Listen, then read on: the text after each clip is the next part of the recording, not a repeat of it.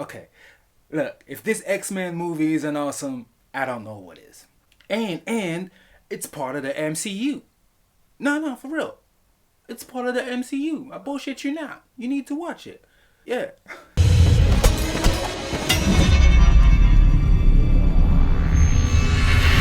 I got two words to describe this 20-minute film right here. Awesome garbage. Now, it's not one of those films that's so bad that it's good. It's not a Neil Breen movie. And actually, there's a few shots in this film that kind of reminds me of a Neil Breen movie. But what I mean is, the movie's only 20 minutes, but somehow it managed to have a whole lot of, how can I say, questionable creative decisions. But it's awesome. And it's garbage. And it's part of the MCU. So you need to watch it.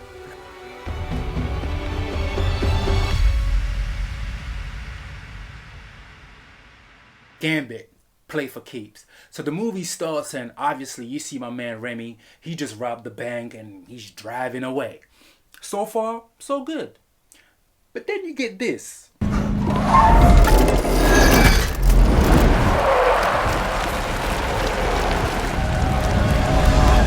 What the fuck? What in the name of Fast and Furious was that? Wait, so you mean to tell me you use your powers to brake and that actually worked? Your whole car didn't blow up. The asphalt crumbles like a chocolate chip cookie, but fine, you brake. And I know what you're thinking. You're thinking what I was thinking. This film is obviously made for the kids. It's for the children. Right? Right? Wrong. I thought the same thing, but damn was I wrong. And you know what? I wouldn't even be surprised if originally the film was supposed to be for the kids, but then halfway through the director thought, nah, let's make this film for big people. Gotta keep it cheesy as fuck though. But let's put all the F-bombs and the motherfuckers and the bitch and yeah, let's put that all in there. It don't matter. But it's gotta be cheesy as fuck though. Now, I consider myself a big comic book fan. You know, some would even say it borders on obsession. You, don't judge me. So with that being said, I know quite a lot when it comes to the X-Men. So when I first see her, I was thinking, is that Blink? You know, she opens a vortex and teleports. That's Blink, right? But then she started speaking. Keep up. My employer is hosting very private, very exclusive poker game. Okay, so Blink is Eastern European. I mean, she was Asian in Days of Future Past. I mean, I don't know. She could be. Blink is from the Bahamas, you dumbass. It's the accent. You know, you give a character an accent, it just really changes the whole thing. Like, for example, picture Black Panther with an Irish accent.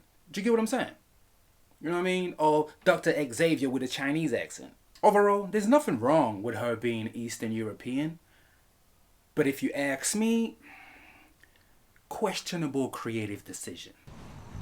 Okay. So the only reason why Eastern European Blink showed up is because she came to get Gambit because her boss wants to see him. My only problem is the way she does it. And I don't mean her powers and the teleportation and all that. Nah, that's not a problem. I like that shit. My problem is what she says before she sends him there. Such a pretty face. Shame he has to die.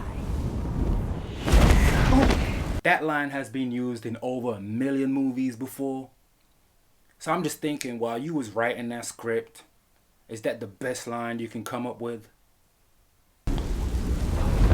Sit. So here's my best part. Now we get introduced to the bad guys. No. I mean it. We are introduced to the bad guys. And you know they bad because they say shit like this. Cut you from ear to ear. God damn. That is about being only a mother could love. I killed my mother. Motherfucker! Why? Why would you do that? What did she do to you? But like I'm saying, we're being introduced to the bad guys. One by one. Lazy writing at its best. I got Suicide Squad flashback watching this shit. Also joining us, U.S. Senator Anthony Johnson. You may recognize him from his alleged email leak. See, I told you it was part of the MCU. You people just don't stop with the fake news, do you? Ruthless African warlord and our #1 customer, Jabari Kondo.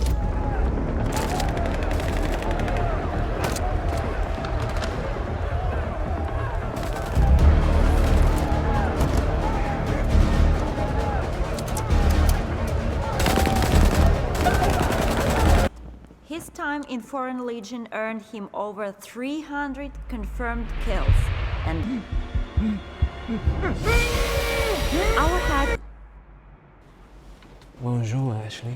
I'll rip your fucking throat out, you motherfucker. Okay. The dialogue is staggering. And the way the actors are delivering the dialogue, astonishing. As astonishing as an X-Men. So now that we've met all the bad guys, it's time we meet the boss.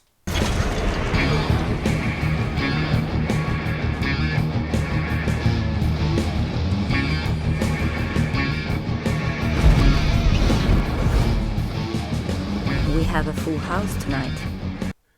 God damn it, it's Maroni. How the fuck did you get Maroni in there? Now, for real. I was a little surprised when I first saw him in there, you know, because the only thing I knew about this guy is he was in The Dark Knight and a couple of other TV shows and films, and he's Julia Roberts' brother. Besides that, not much. But then I had to Google him for this movie, and that's when I realized he's in a whole lot of films. So I wasn't so surprised that he's in this movie. But still, what the fuck you doing in there, man? And plus, he looks like he doesn't want to be there. Either that, or he didn't get paid enough. Or he simply just didn't give a fuck. Look at him with half a SWAT team. So this is when you find out Remy, aka Gambit, and Maroni have history. So basically what happened is they were playing a game of poker and Gambit won. But Maroni accused him of cheating. With this epic, awesome Oscar-winning performance. Eric Roberts, take it away.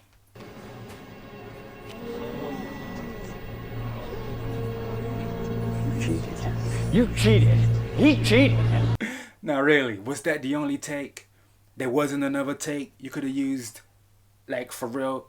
Or you couldn't even shorten this take? So basically what the movie's trying to say is that he lost the game of poker. Not only that, 2 of his guys got beat up by Gambit. And because of that... You took everything, but brick by brick, I rebuilt my reputation. Now, I don't know how a game of poker and a couple of guys getting beat up could ruin somebody's reputation that bad, but hey. So at this point, for some reason, we have to be reminded of how bad they are. So once again, one by one, they're going to tell us how bad they are. Why? I don't know, but they're bad, so I guess they want to tell everybody. Things done changed and been rearranged, LeBeau.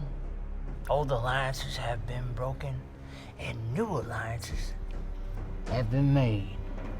Mr. Linero's organization sells guns, which fuels various conflicts around the world. So show some fucking respect. Now, you never see him much in the news, but I tell you what, they made me a very rich man. Cheers to you. The rebels buy 2, maybe 3 bullets. Because I get a discount, I make a killing. When a client disrespects me, By making side deals with my competitors?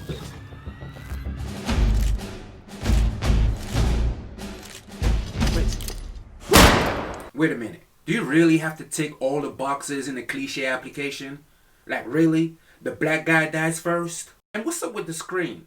It's like all of a sudden it just switched to whatever it is that Maroni was talking about. Out of nowhere. It's not even like in regular movies, you know, when a character will walk in and they're talking about something and then they just grab the remote, switch the TV on, and boom, right there on the news, it's talking about the exact same thing they were talking about. You see, I can buy that. But this here, I have no idea what this is about. So now Maroni tells Gambit that he kidnapped Rogue. She's actually the winning prize. Whoever wins get to take Rogue home. in addition to tonight's cash prize, the winner also takes home Rogue. And once again, we get this kind of performance. What are you doing to her? No, but really, Once again, that's the best take. What are you doing to her? You couldn't find a better take. There wasn't a better take at all. This was the best you could get. Now, myself and probably the rest of you guys who knows anything about comics are probably wondering, how do you kidnap Rogue? Like, it's not like she's the easiest woman to kidnap. I mean, let me rephrase that. It's not like she's the easiest mutant to kidnap, right? I don't know. It was just a question I had. As soon as they said that they kidnapped Rogue and they got Rogue, I was like, how did you get her? You know what I mean? And how are you holding her with these little restraints? It's Rogue, right? You know how powerful Rogue is, right? Like, Miss Marvel and Rogue are technically as powerful as one another. I don't think you can hold her with that. I don't know. Maybe the movie's gonna tell us how they kidnap Rogue. I'm not doing a damn thing. Listen up here, homeboy. This device detects when you use your freak powers. And every time you do, it sends a particularly painful shock to your girlfriend over there. Okay, I could buy that. And if I refuse to play? Then I finish where I left off when I stole that bitch out of her bed. Hold on. Hold on, what? You stole her out of her bed? Then I finish where I left off when I stole that bitch out of her bed. Hold on. What? You stole Rogue out of her bed. Anna Marie, Rogue. Full-grown woman Rogue. Not even little girl Rogue. Big woman Rogue. You stole her out of her bed.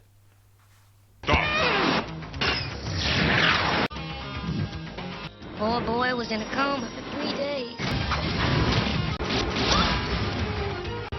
Y'all ought to learn how to behave.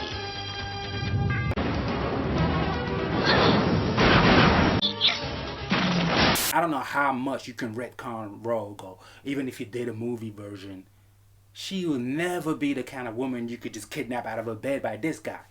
This discount Scarface. So they eventually starts playing, but let me fast forward this for you. Gambit wins again. And then he does something which I thought was kind of clever. I like that. A straight flush. No. Winner. No. Can't win them all. That's not possible.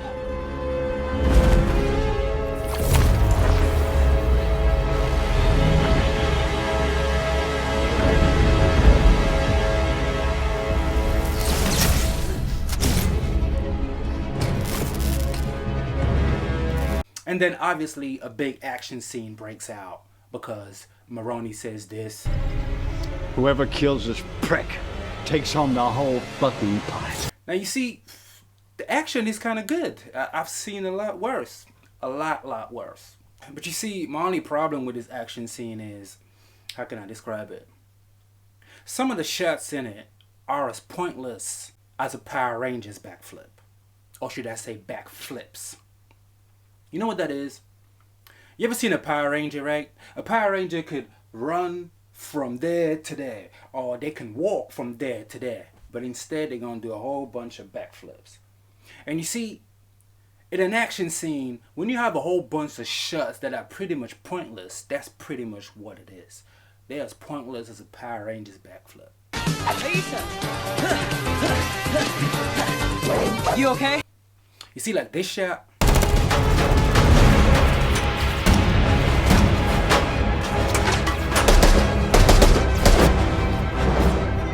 Pointless. Not only it was pointless, and I think it kind of jeopardizes the integrity of how original the fight scene was until that point. You're just ripping off the Matrix.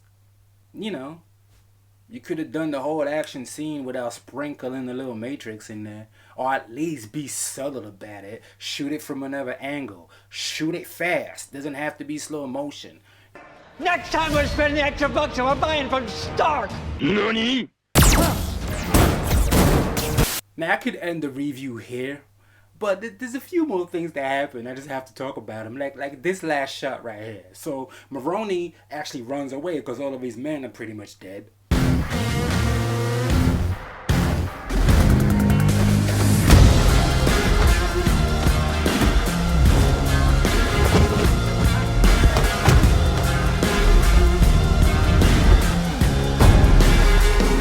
obviously Maroni got away, but Rogue still has Blink's powers. So she does this, which I thought was kind of cool. What you gonna squeeze?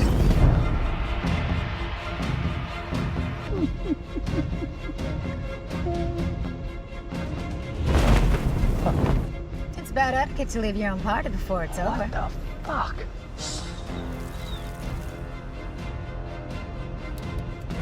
Oh.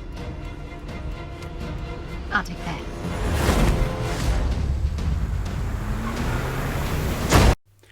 But then I have to ask, Maroni, man, didn't the director have a better shot to end the movie with?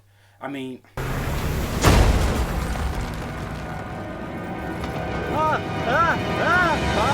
Maroni, man.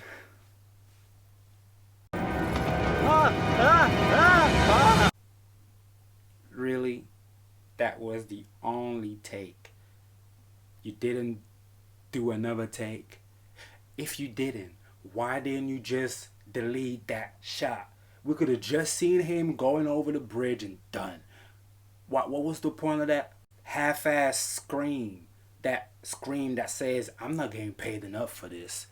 That scream that says, I don't want to be in this movie. That shitty scream that says, please let me die right now.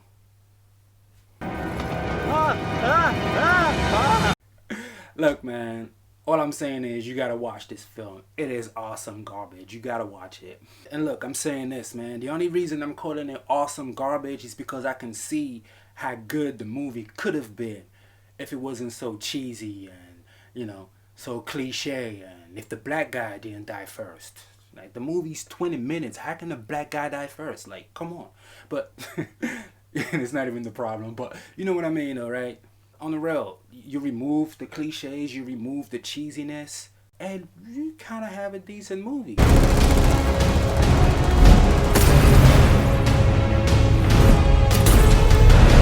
The movie's in the description below. If you're a Marvel fan, just go watch it, man. It's good fun. It's real good fun. See ya! Right behind you, Kimberly! So you're not even gonna say thanks for watching. Guys, thanks for watching. Like, share, subscribe, hit the bell, and yeah. Now was that so fucking hard?